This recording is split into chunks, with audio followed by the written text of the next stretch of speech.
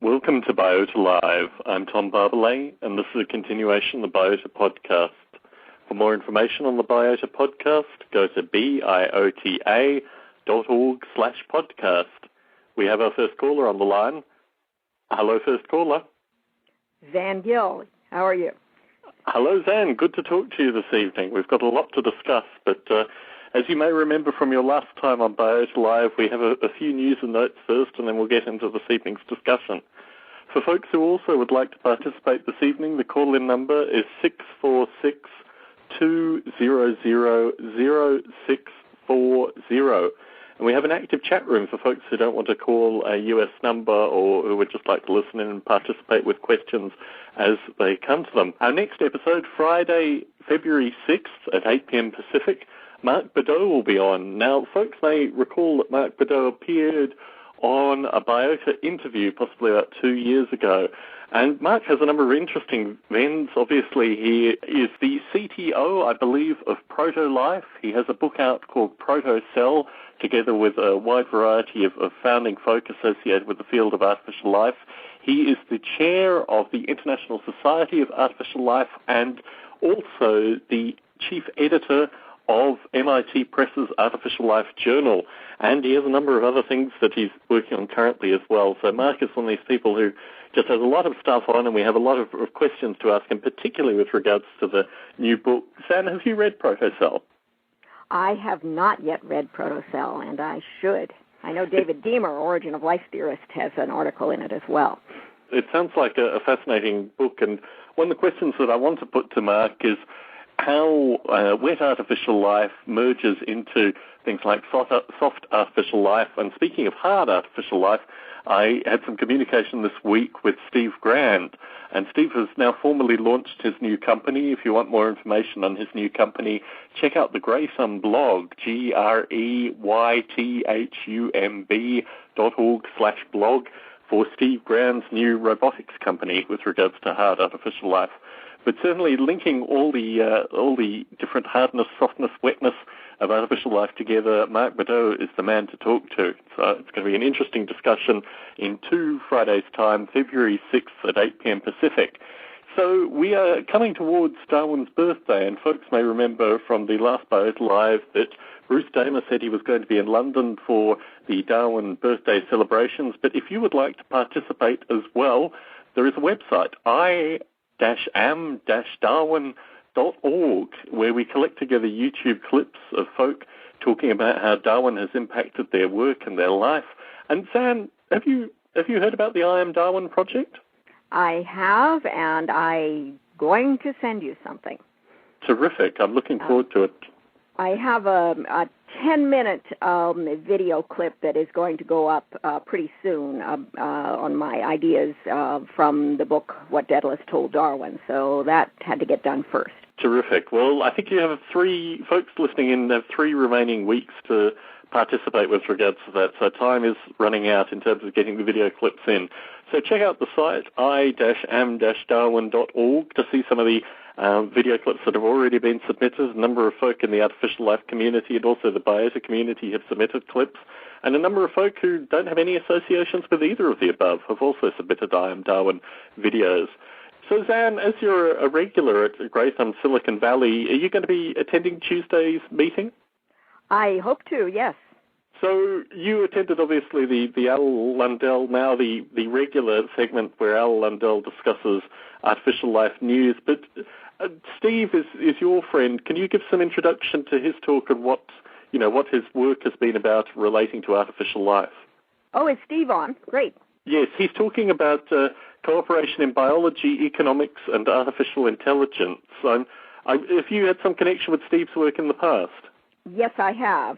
And Steve has done a lot of interesting work on the Baldwin effect. And, of course, Steve is working in the area of AI and self-aware systems and learning systems. And so the Baldwin effect, which A-Life theorists Hinton and Nolan first did the simulation, brought that to A-Life, is of serious interest to him and his work. So I assume he'll be talking about that. Yes, I think the combination of biology and economics probably will touch on some of the stuff we discuss this evening as well. So I'm interested in seeing Al's continuing videos for Steve's talk. And Biota's own Scott Schaefer will be presenting Bubble Pond, which I think is the third of his artificial life projects that he has presented at Gratham, Silicon Valley. So something else that I wanted to mention to folk, I've had a lot of correspondence in the new year from folks who are based in Silicon Valley, who are fans of Biota Live, who have been fans of the previous Gratham talks, but unfortunately, due to the nature of their startups and these kind of time constraints, are unable to attend the evening Grathams. So what occurred to me, because I received about 3 of these correspondences in relative succession, was that it may be more productive if there were 3 or 4 lunch locations over the Bay Area that would bring folk together who would be in the Gratham community if they could attend the evening talks, but unfortunately can't attend the evening talks but still want to be part of the artificial life discussion. And I think this is an interesting blueprint for a number of other Grathams the world over, possibly even Boston and London and Benelux, to actually have folks in areas where maybe constraints or just they can't attend every meeting and they know that there are other artificial life interested folk available. So in this week's show notes, I'm going to put a link through to the Facebook group associated with the Gratham Silicon Valley lunches. But it doesn't, if you're in a different area and you'd like to get together with other artificial life enthusiasts, email me, tom@noble8.com. There are a number of hobbyists and muses and academics out there that would like to get together.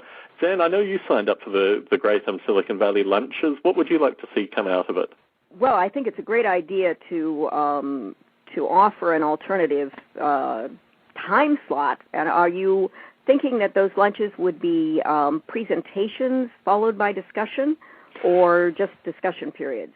I think it's relatively free-form. I mean, my sense from the correspondence that I've received is that for every one person that actually attends a Gratham meeting, there are 2 others that would love to attend but have constraints which stop them from attending the meeting specifically. And I think through my correspondence, I put Scott Schaefer in contact with a couple of these folk who'd been corresponding with me just to indicate that there were other people in the Bay Area that were interested in doing stuff or had already done stuff that was very similar to what Scott was doing currently. And I think the difficulty with regards to particularly the evening meeting and also the geographic size of the Bay Area is that there are, probably a lot more people out there than you would get to see through the specific meeting locations and meeting times. So my sense is, as what is currently going on with Gratham Silicon Valley in terms of a meeting of friends in some regard, and what Al Lundell is doing in terms of talking about news articles, I think this would just, put faces to names, but also give a sense that, there were, say, a dozen people that were doing work similar to Scott Schaefer and maybe half a dozen that are doing work similar to, Scott Davis, and maybe some of the NASA folk could attend that specific lunch. And I think in correspondence, Berkeley was one of the areas where there were a number of people involved with startups, and that was one of the lunch locations, and probably somewhere between, San Jose and Santa Cruz was another location, and obviously somewhere in the belt leading towards San Francisco would be another location. But there just seemed to be clumps of people who are clearly fans of what we're doing with Biota and also what's going on with Grey Thumb, and have a really interesting background history. I mean, a lot of these startups are doing things which can slowly bend into artificial life if given the right prodding. So I think there are a number of layers here. On one layer, there is a kind of hobbyist meeting of minds, a kind of, enthusiast discussion. On another level, there is networking and, proactive potential future projects. On another level, there is potential business collaboration, and this is certainly the feedback that I got from Brian Pelton in the Boston area with regards to what they started doing with Grey Thumb. So I think there's a lot of potential there.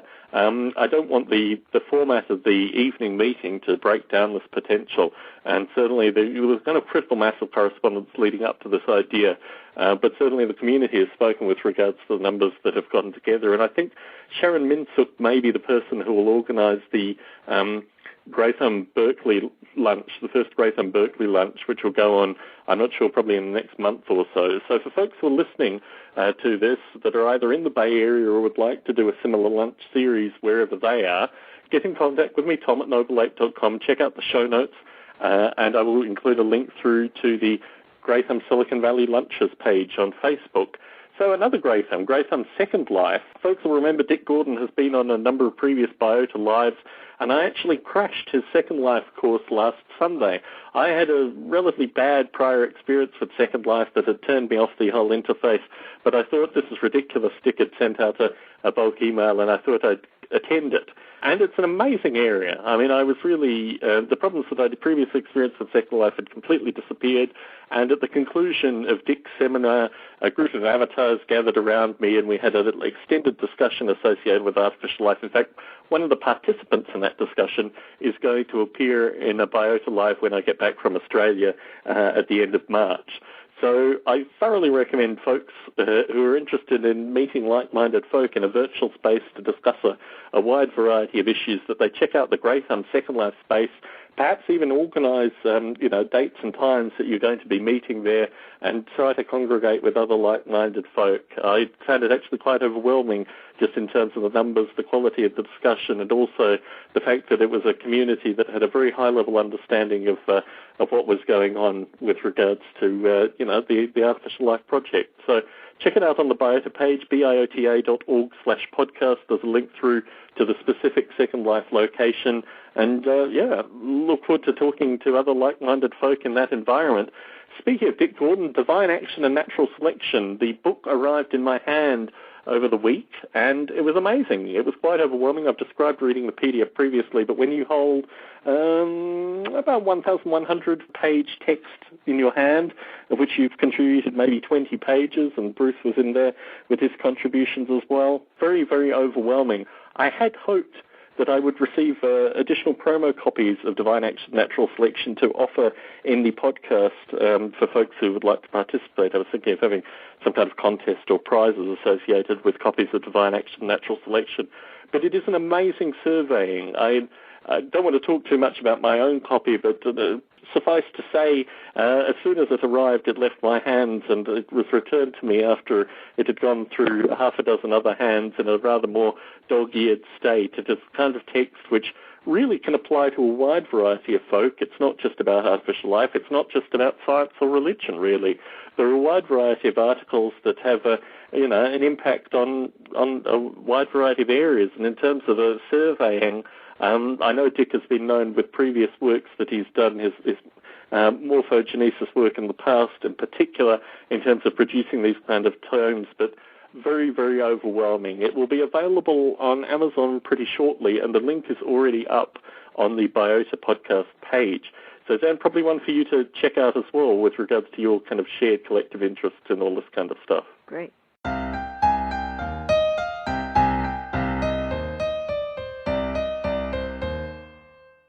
Now, Zann, I'm not sure if you had the opportunity to listen to the Biota Live just following your appearance, but Ed, who was on your show, called in and talked a little bit about his reflections, having listened to, the discussion that you presented with Travis and Bruce and Ed and myself.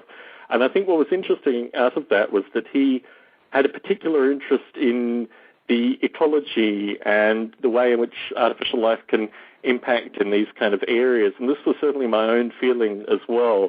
I remember when you did the Grey Thumb talk that you put a slide up that had a kind of triangle that had artificial life and various ecological points in it, but you weren't able to actually get to it through that Grey Thumb talk. In terms of just a background, can you talk a little bit about what was in that triangle and how you feel artificial life fits together with the ecological movement? My interest, I should start by saying, is really in the problem-solving process. And what fascinates me about artificial life is that it is so beautifully models the way we need to combine analysis and synthesis to solve hard problems like the environmental problem. And so I think that it has a unique potential to complement traditional scientific approaches, which tend to be more observational and analytical, by offering a speculative vehicle and a way, well, I guess there would be three levels. The first would be to simulate, to try to build a likeness that can be, assessed and compared to the real world. But then at the next level, to speculate and to allow the builder to play out a set of hypotheses where the outcomes are unpredicted. And finally, the most ambitious level is to build an interactive environment where, the model not only evolves, but the players interacting. Now, I'm saying the human, in other words, it's not just a model that you let go and see what happens, but a model that you continue to interact with, such as a game, right? That is certainly. But I think as an active practitioner of artificial life, what interests me is in addition, you talk about synthesis and analysis, and what you've talked about in those three examples is a movement to more analytic synthesis, for want of a better term. But what interests me about contemporary artificial life and, where we appear to be going as a movement is that actually a lot more analysis in an abstract sense, almost a metaphysical or meta-science sense, seems to come out of contemporary artificial life, certainly as these ideas start to congregate and percolate. So I think there is a non-trivial component in the way that you set this up, in terms of the idea that through simulation, as you move into possible, eventually you get to a point where you have some kind of meta-concepts which are fundamentally scientific in some regard, which is actually far greater than the combination of, a small series of iterative simulations that test possible worlds, possible interactions, and possible environments. Historically, in terms of the Buckminster Fuller background and these kind of aspects of where you've come from, can you talk about his interest in environmental, and ecological movements, and how that may have motivated your own understanding in this regard? Well, Buckminster Fuller formulated the idea of world game back in 1961, before there was any internet, and it was in some sense a prediction, because it really couldn't be done without an internet. And his concept of world game was that we could make the world work for 100% of humanity, and that through involving the players, namely all those who participated in world game, basically world game would become a problem-solving forum in a way. And at the time that he was doing it, it was simply butcher paper and magic markers in gymnasia with large numbers of participants playing, but it basically was a concept for the internet. So his idea was that he thought that, for example, you might take specific problems such as hunger, and then you would say, well, how might we eliminate hunger in 10 years? And then teams would try to solve that problem by using less resources, costing less, and accomplishing more, maybe more than just that at one time. And there would be then several iterative rounds of problem solvers, and then the game might shift to look at energy and how might we solve the energy problem, or health, or education. And I mean, a key vision for World Game was that it was an educational tool, that the process of problem solving itself would help us to think more globally about our local responsibilities. Are you familiar with Justin Lyon's work in this area and Simudyne, his company? I'm not. Okay. So Justin has appeared on previous Biota Lives, and he's currently based in Iraq, which is why he's so hard to get on Biota Lives currently. He's in Iraq, you said? Yes, yeah. He's kind of artificial life's Indiana Jones in some regard. But his background is to take a lot of these ideas and write or find artificial life algorithm creators, so Adam Eremenko out of Boston, for example, and pose these kind of problems to artificial life algorithms that are sufficiently tailored to solving these kind of problems, and then make it into quite a lucrative business. And the thing that fascinates me, because when Justin comes on and talks about these things in an abstract sense, as an artificial life developer, my concern with regards to the World Game as it applies to artificial life algorithms is the ability to find tangential and maybe forces that you wouldn't necessarily associate kind of a priori with regards to a specific problem. Now, artificial life simulations, funnily enough, historically, and here I'm thinking even of Tom Ray's Tierra and Carl Sims' Blockies, have been able to find bizarre boundary conditions and manipulate them in quite interesting and exciting ways. And I think in terms of, for example, let's say ecological, the ecological problem as you've described it, they would probably find amazing boundary conditions relatively quickly with the existing algorithms that we have. The interesting point that I always put back to Justin Lyon is that, for example, he used healthcare as a set example. He's also used mineral mining and various other things for these artificial life algorithms. But if you were to give an artificial life algorithm the problem of low or no income healthcare in the US, which is a point that Justin put out there, my concern is that unless you model pharmaceutical companies, unless you model the healthcare industry, unless you model Congress and the Senate, unless you model these kind of iterations from the real world, you will not be able to overcome or understand some of the retarding forces which are fundamentally irrational but exist there. And in terms of, if we talk about the butcher paper example that Buckminster Fuller put out in gymnasiums, what was your sense in terms of the ability for this being done on paper with people to solve these kind of issues? Well, so back to the original chart that you mentioned from my talk last July at SRI, because I'd like to bring in the two other points. So the triangle that you referred to, the top of that was world gaming, and really bringing Buckminster Fuller's idea of world game to the 21st century using the Internet and all the tools that we have now. But the two other points of that triangle were new media and geo-aware technologies, right, and the capacity to harness now social networks, Web 2.0, 3.0 hopefully, to these problems. And the third triangle was the green economy, and are now the current focus that we have on socially responsible entrepreneurship and my particular interest in collaborative intelligence. In other words, how you can create an effective distributed collaborative process, enable decision support for hard problems such as environmental sustainability problems. Now, World Game is still really, I think, too big for anyone to get their minds around.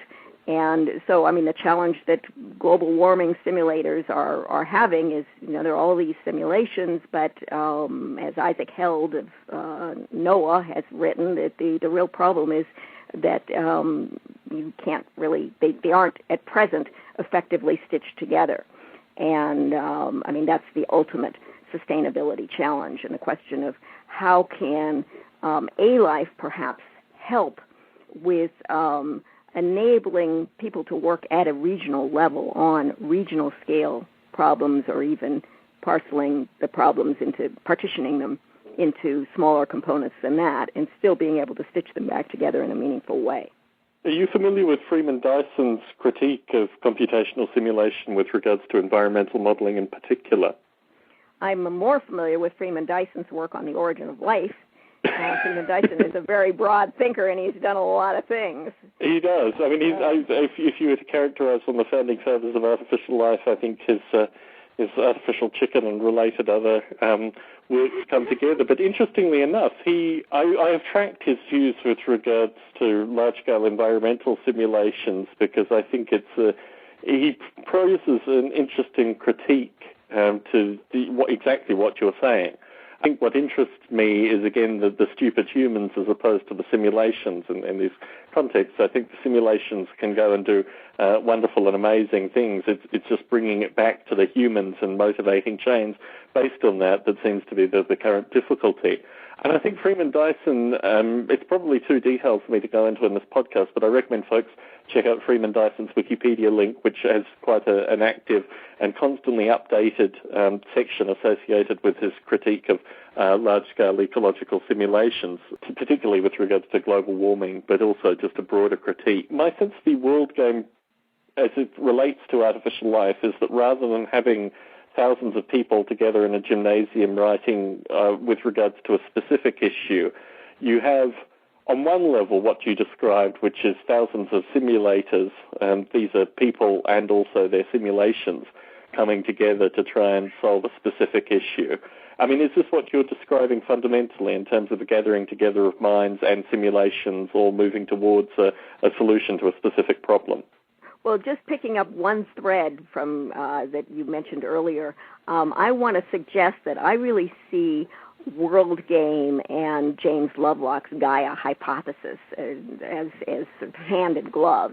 That James Lovelock, in formulating the Gaia hypothesis, very clearly stated the problem, and of course he encountered huge resistance when he originally published the Gaia hypothesis in 1972, and it was A-Life theorists who came in and started doing simulations, and of course one of the first very famous ones was Daisy World, and of course Daisy World vastly oversimplifies the problem in order to make some very clear and very important points, right?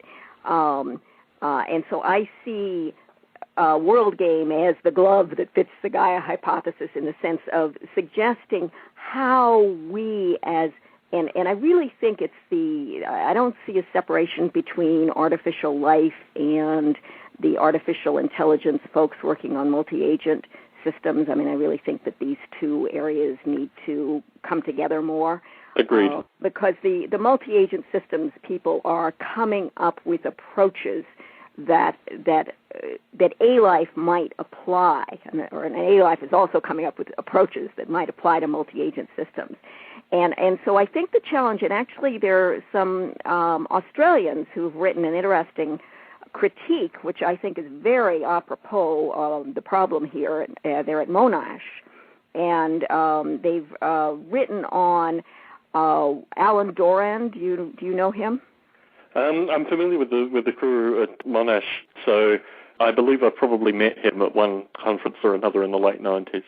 And in any case, their critique focuses on they've looked at a range of artificial life / ecosystem simulation experiments, and looking at many of the very famous ones, Tierra, Vita, some of those polyworlds.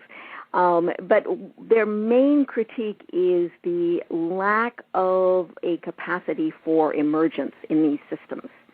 And to me, that is the primary challenge, And, of course, what interests me about artificial life is its potential to address what is common to evolution, intelligence, and collaborative problem solving, I think, in that all of these are emergent phenomena. Certainly. But that's not easy to simulate. The traditional goal-focused model of problem solving, in other words, state your problem, define your problem, state your goal, and reduce the difference between the present state and the goal state, which was the basis for early robotics, is inadequate to address the kinds of environmental problems that we face today, where there is inevitable unpredictability. And artificial life has the potential to address some of those problems and to build systems that can cope with uncertainty. Now, I think Louis Rocha at Indiana is doing some interesting work in that area. Certainly. But I think, emergence, even with regards to the blocky creatures, even with regards to Carl Sims' work, but also in my own understanding of Polyworld, my own interaction with the Polyworld simulation, you get a wide variety of emergent behaviors out of those simulations, depending on, what you want to consider emergence coming from. I think this is a problem with regards to definition in this context. But more importantly, if you talk about emergence from some kind of abstract simulation that is designed to solve problems, I would agree that this is something that artificial life needs to move towards. What's your own blueprint in this regard? Because I remember looking at the slide and seeing that there was more to it than just what you've described so far. Well, first of all, I want to stay away from the word blueprint, because blueprint suggests that I've got a solution and that it's static. And the whole nature of this thing is that it's dynamic and emergent and unpredictable.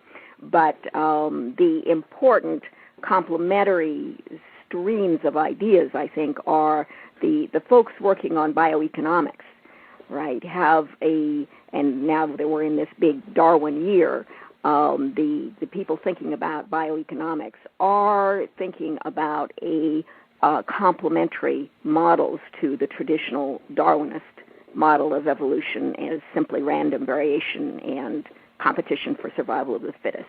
And the bioeconomics models suggest that there are other components, and that the very nature of life is its own behavioral performance and its own decision-making processes, which obviously either lead to better survival or less effective survival, and so that becomes a key component in the evolutionary process. Leading back to what I was saying with regards to the kind of meta ideas, I think this comes through a lot of what you're saying as well, that what is coming out of artificial life now are things, not just simulations, but also a broader series of analytical tools. They're, I guess, fundamentally described in philosophical tools, things such as what Dick Gordon has done in his book in terms of what I wrote on, and in a completely different area, what Bruce wrote on. We weren't talking about our own simulation experiences. We were talking about motivating change and direction and the things that we had learned through our own experiences of artificial life. So certainly with regards to returning to the stupid humans as opposed to the beautiful simulations, I think what interests me with regards to what we were writing about in Dick's book, but also with regards to ecological concerns, is that there is a problem currently, and I wrote in my show notes, fools rush in where Dawkins fears to tread in this regard. But for me anyway, when I started developing Noble Ape, ecological simulation, the means of describing, as you talk about, a kind of emergent ecology and how societies were intertwined with their ecological environments, and how the societies that robbed from their environments early would develop in different ways, and the harshness of the ecology and these kind of things would change the society versus kind of utopian society.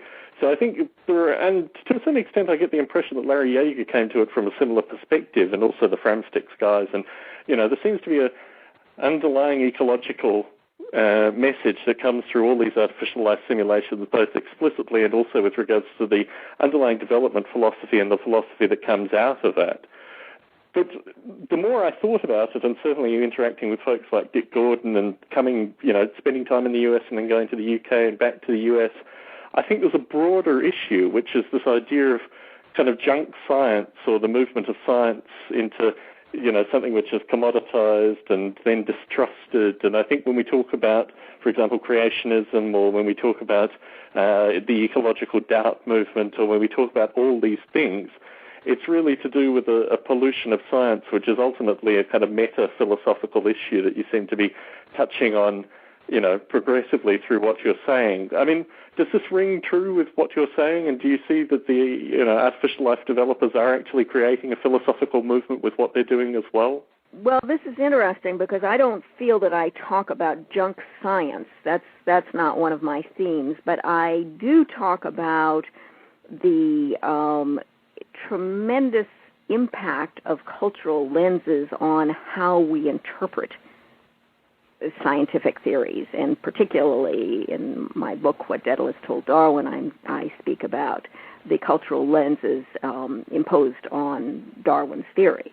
And those cultural lenses went back to, Adam Smith published Wealth of Nations in 1776, so that was 83 years before Darwin published Origin of Species, and the ideas of Adam Smith were very much in the air as capitalism and industrialism were growing, and survival of the fittest, so started there as a capitalistic idea, so that was the lens then that was imposed on Darwin's theory. And Stephen Jay Gould has reinforced that point in saying that Darwin's theory might be viewed, or our interpretation, rather, of Darwin's theory might be viewed as an extended analogy to Wealth of Nations, and that, in fact, Gould argues that Darwinism, that Darwin's name was misappropriated to label Darwinism, that it actually misrepresents him.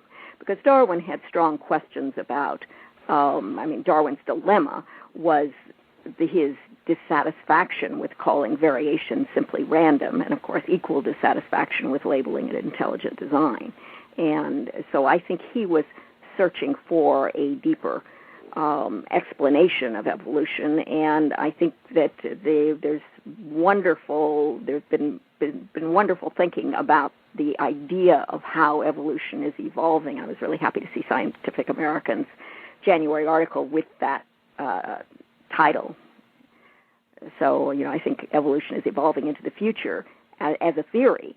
And the question is, what does our interpretation of evolution, how does that guide us in our next steps to create an environmentally sustainable planet? Talking to Dick Gordon with regards to his own struggles with regards to creationist movements and how they perturb and, interact with what you've described in terms of Darwin the man versus Darwinism versus Darwin the page in the textbook versus the man, the myth, the legend, the continuation, the future.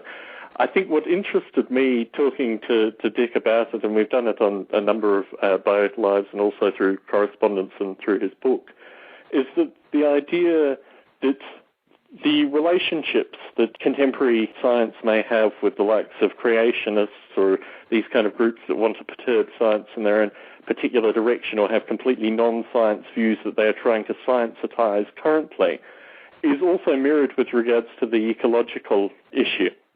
And what you find is that we are surrounded by these perturbations of science in order to describe powerful movements, be they financial movements, be they religious movements. I think, certainly talking to folks like Dick and folks such as yourself and obviously Bruce, that we have some kind of prototype within the artificial life community with regards to testing these kind of hypotheses, which isn't just about simulation. It's actually something that's broader and more philosophical.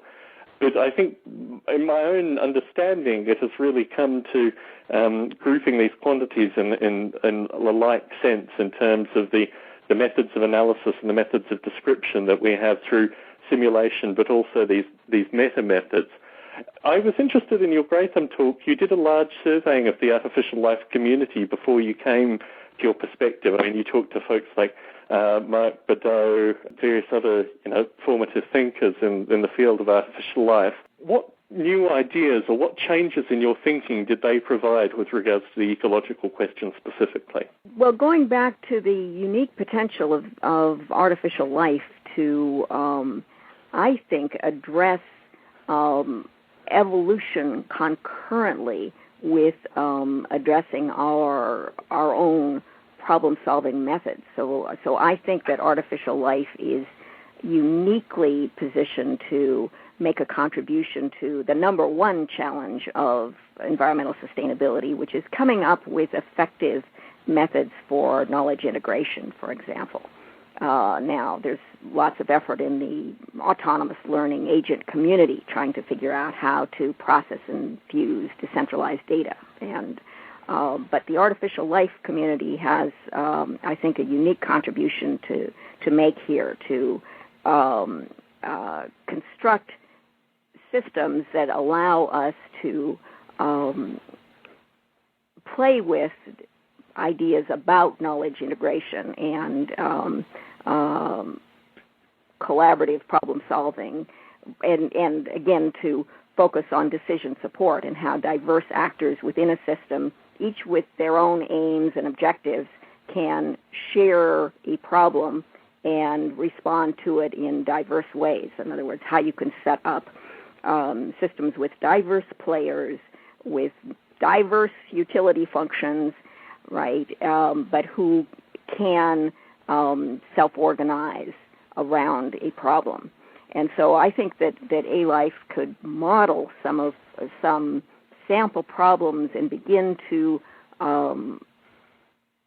feed into our knowledge of collaborative problem solving in a really unique way. And I don't think we're very sophisticated in that domain yet.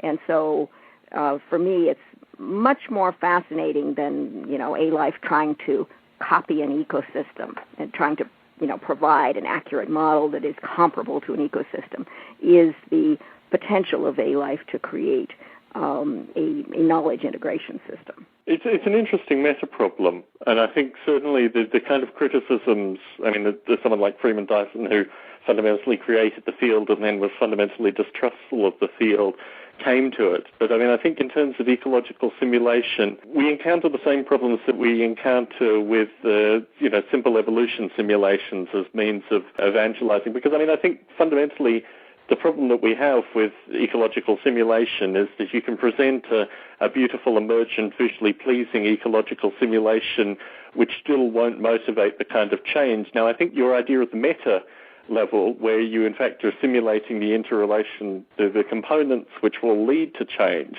is a different strike at the same problem, and I think that may yield new and interesting results. Well, there are practical domains that artificial life researchers are working on that are making very specific contributions, like artificial A-Life analyses of traffic patterns or pedestrian traffic patterns, right? That those kinds of analyses require the components that could be extended to other kinds of ecological problems, or even A-Life analyses of optimal robotic behavior, recharging battery strategies for robots.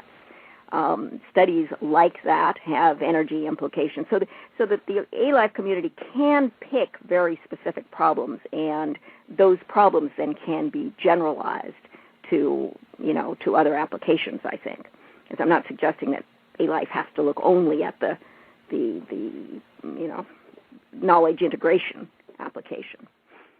And certainly when I talk about this with Justin Lyon and he gives specific examples, the criticism I've always had about it is that the economics of this need to be in very tight conditions, and up until now there's been a certain degree of economic slack with regards to a lot of these industries, and certainly their reception to these kind of artificial life simulation optimizations as you're describing. But I think the current economic situation actually almost facilitates the benefit of these kind of simulations. So we may be at a relatively unique time where artificial life simulation can make a a dramatic and definite impact on the bottom line. As folks are listening to this, I mean, you've spoken to Ed, you've spoken to people that are in very applied areas associated with artificial life simulation.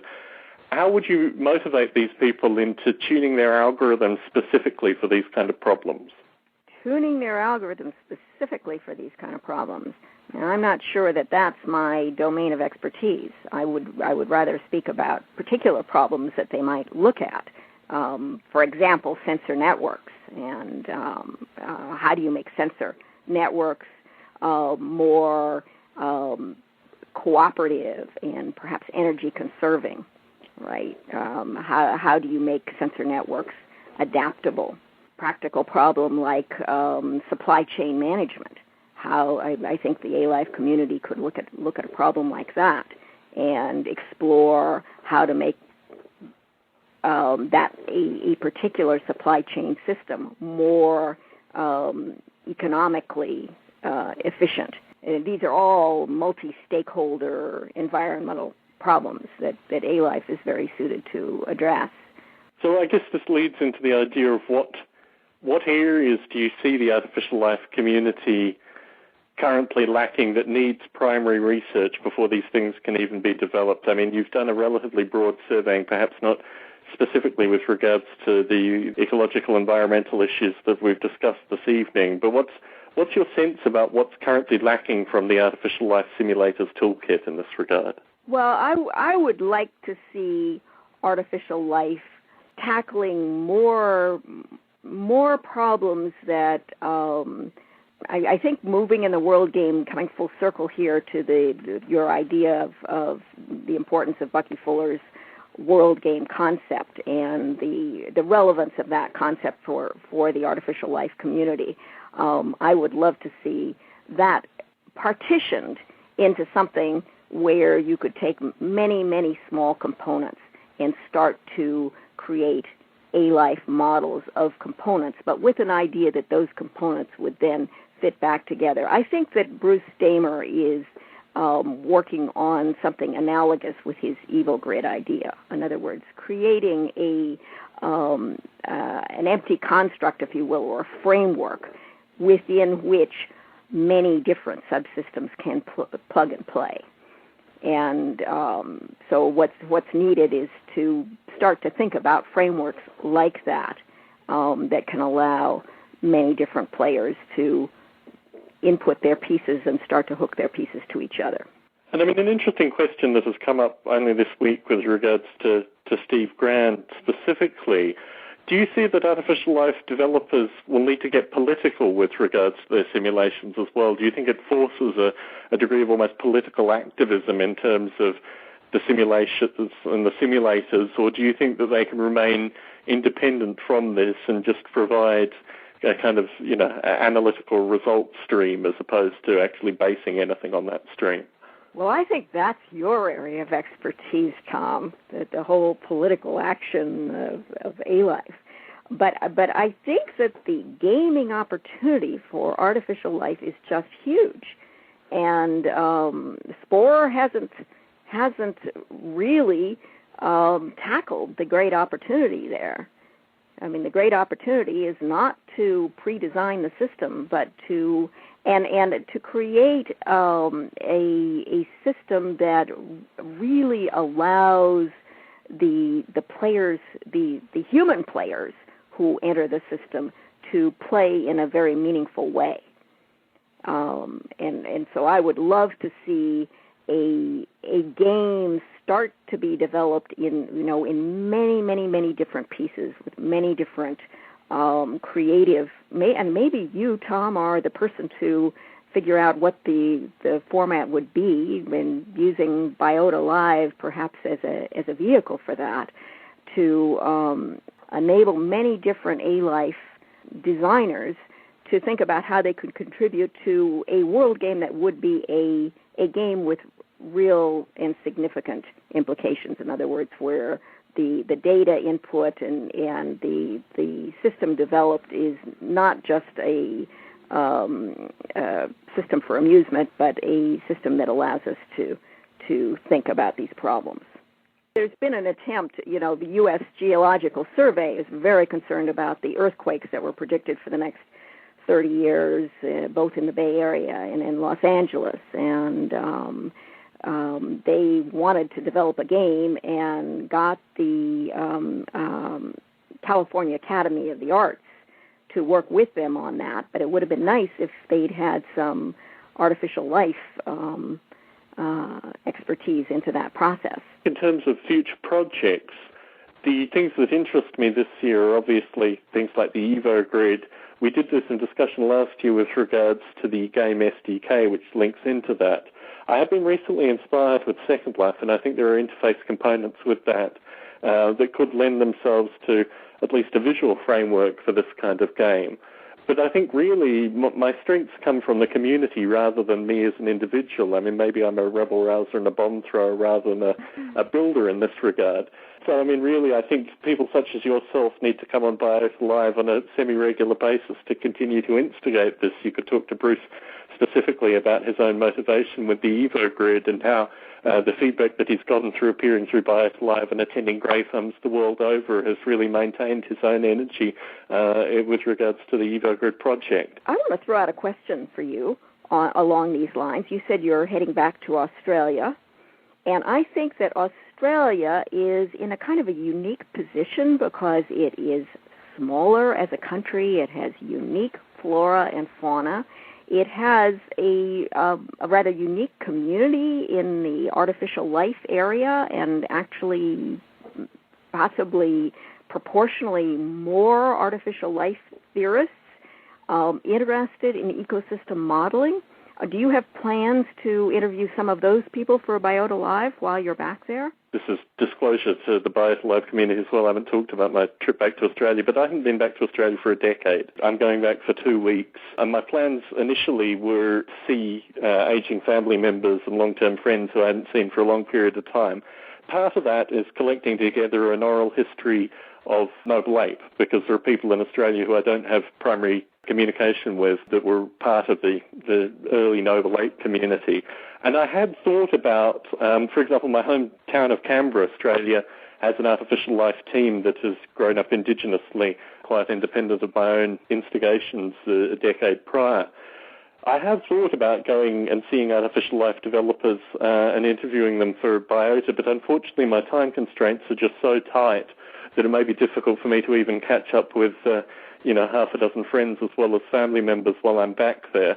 I do agree with you in large part that Australia is in a relatively unique position on a number of levels. I don't know, I think you're probably right that per capita there are more artificial life developers in Australia than anywhere else. What I found living in the UK was per capita in the UK there were more artificial life savvy muses, philosophers and enthusiasts in the UK than I found in Australia. I certainly found a lot more like-minded folk in the UK, and a large part of that is due to Steve Grand. I mean, I think Steve Grand, if you're talking about someone for, 15 to 20 years has been talking about artificial life in the UK press on a perennial basis. I mean, he is someone who has primed the UK community for artificial life ideas, and unfortunately, Australia doesn't have the equivalent of Steve Grand. I want to throw out something in the form of a question because I don't know the answer to this.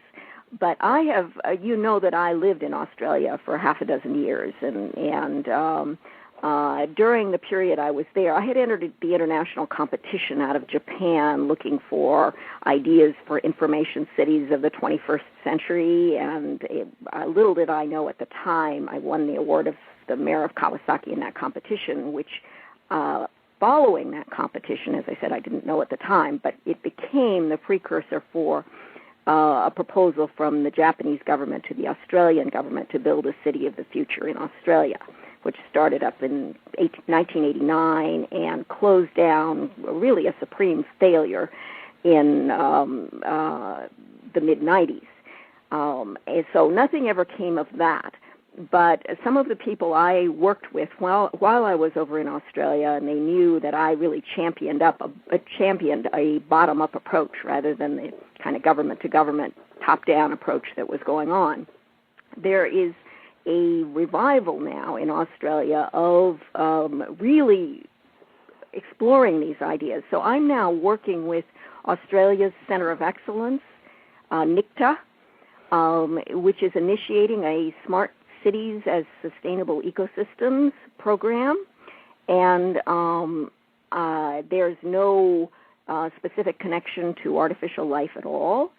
But as I was looking at some of this work in Australia on artificial life, I thought, well, there's some very interesting work going on thinking about ecosystem modeling, and I wonder if some of those people might have ideas that would be relevant to thinking about, of course, smart cities. That's a huge multi-agent system modeling challenge, and again, a challenge that it's not the world game, but even a city itself needs to be partitioned into smaller problems.